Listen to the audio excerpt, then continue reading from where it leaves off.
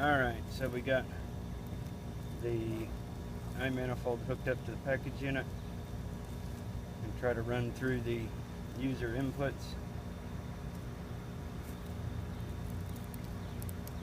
We got air across the evaporator, 74 and 54, 54 and 77. We got measured airflow at 1250 based on the variable speed,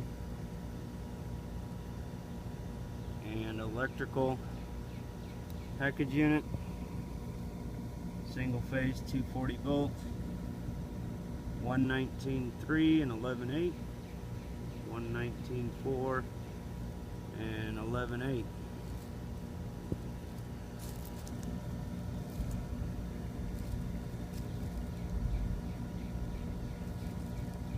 We're going to go to system performance.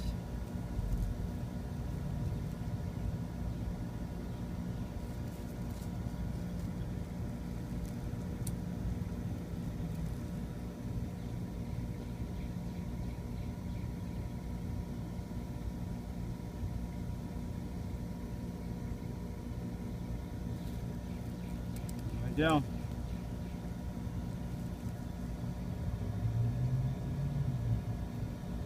Doing pretty good.